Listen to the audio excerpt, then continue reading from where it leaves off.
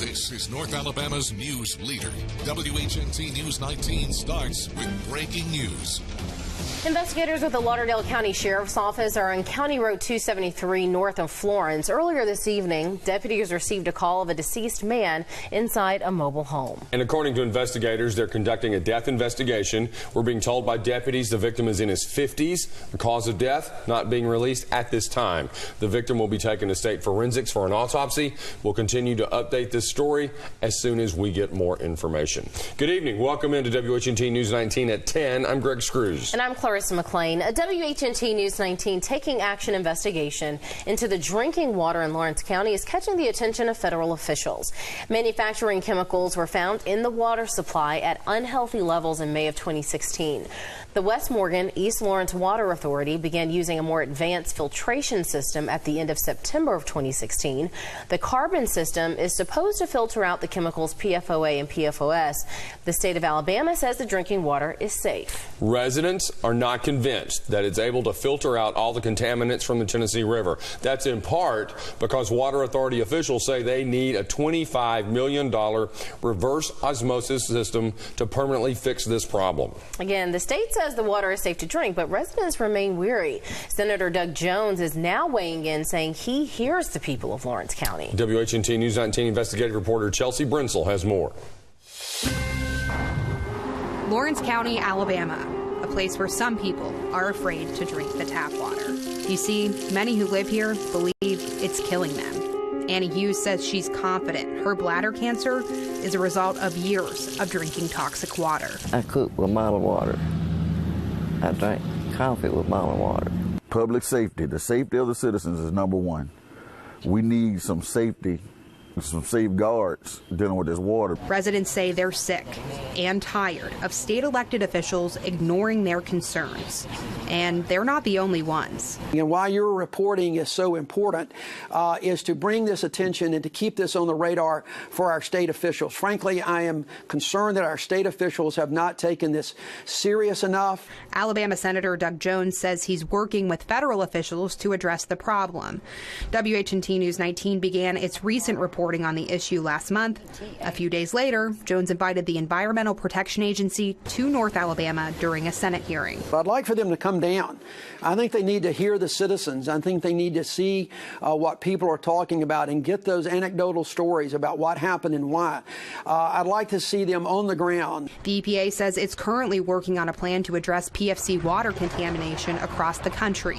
Senator Jones says he wants to make sure EPA policies do not shield companies accused of polluting the water.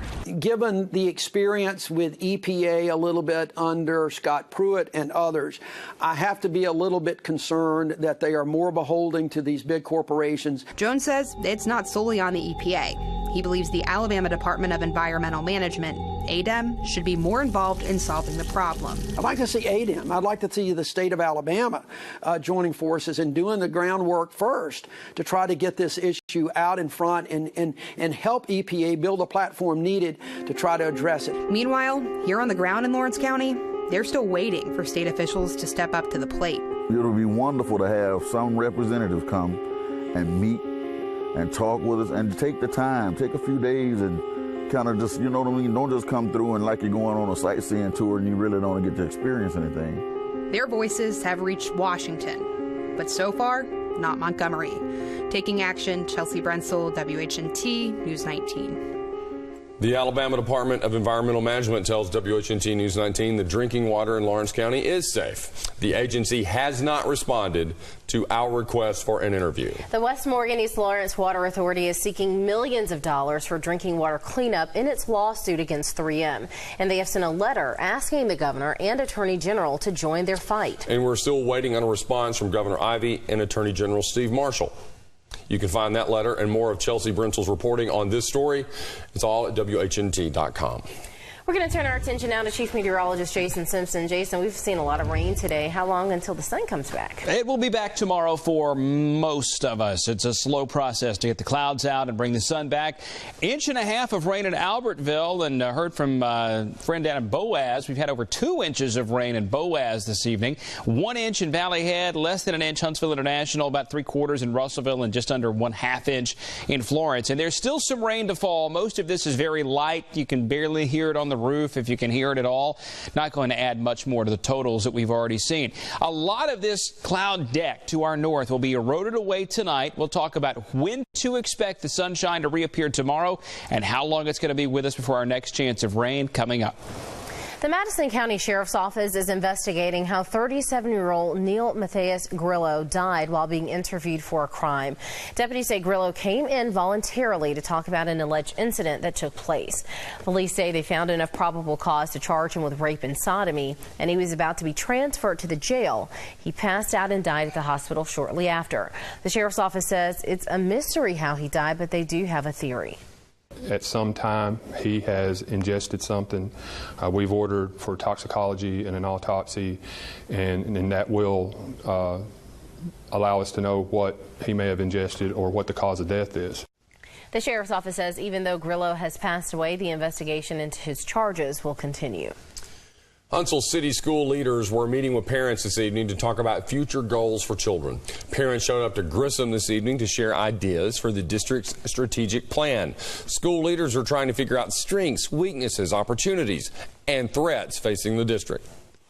So the conversations just don't stop from the forums and the community conversations we're having. They'll be ongoing, as they should be, because even though you have those actionable goals and objectives that are created, benchmarks are in place to see if we're actually meeting the goals or if they need to be reworked. There are 4 more community conversations happening this month. The next will happen on Monday at Jemison High School at 5:30 p.m. Huntsville City Councilman Devin Keith is hoping to make the north side safer. WHNT News 19's Joel Porter at a town hall this evening. So, Joel, how does he plan to do that? Well, Greg and Clarissa, Keith says it starts with more community resources. This evening, he praised the new Neighborhood Resource Center on Sonia Drive, which opened this month. It's a Habitat for Humanity home where neighbors can talk with police officers and staff from the city's Community Development Office. Around 50 neighbors from District 1 showed up for this evening's town hall at Lakewood Baptist Church. Keith was also talking about CCTV cameras, which are now being used in parts of the city.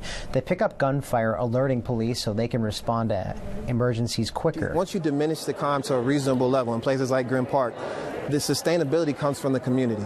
Those cameras then just play a small part in being maybe a diversion or have some ability to decrease it. But overall, the police use technology to follow up, follow leads, see crime, just as they do their body camera. Keith was also sharing an update this evening on the renovation for the former Johnson High School. The city approved around $6 million in next year's budget to renovate the former school's gym into a multi-use building. Keith says that work is expected to happen next year. In the newsroom, Joel Porter, WHNT News 19. The family of that little girl on life support has been given 1 more week to try and move her to a different facility. That story is next. And then flu season is just around the corner. Coming up, find out how professionals are preparing for it and how bad they say it could be.